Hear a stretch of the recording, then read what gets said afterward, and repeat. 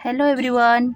तो आज मैं नर्स उपचारिका जिसका मीनिंग होता है उसके बारे में कुछ बताना चाहूँगी कि नर्स का मीनिंग क्या होता है। सबसे पहले तो आपका एन हो गया। एन से नोबिलिटी मतलब श्रेष्ठता। आपके अंदर नोबिलिटी होनी चाहिए, श्रेष्ठता होनी चाहिए। आप पेशेंट का केयर कर रहे हैं, किस तरह से करना है आपको, और पूरा कॉन्फिडेंस होना चाहिए।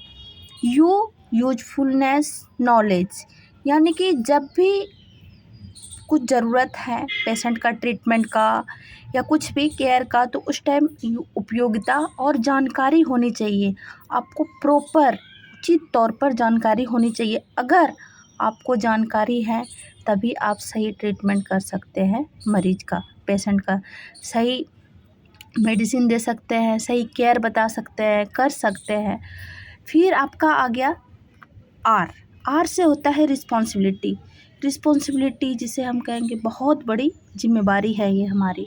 अगर आप रिस्पॉन्सिबल है, आप अच्छे से रिस्पॉन्सिबिलिटी से निभाते हैं पेशेंट का जिम्मेवारी, फिर आप दूसरे नर्सिंग ऑफिसर को भी उसकी जिम्मेवारी देते हैं। तो ये सबसे इम्पोर्टेंट थिंग्स हैं कि आपको रिस्पॉन्सिबिलिटी लेनी है, और अगर आप रिस्पॉन्सिबल हैं तभी आप एक अच्छे नर्स भी हैं। सिंपैथी, एस से सिंपैथी सहानुभूति।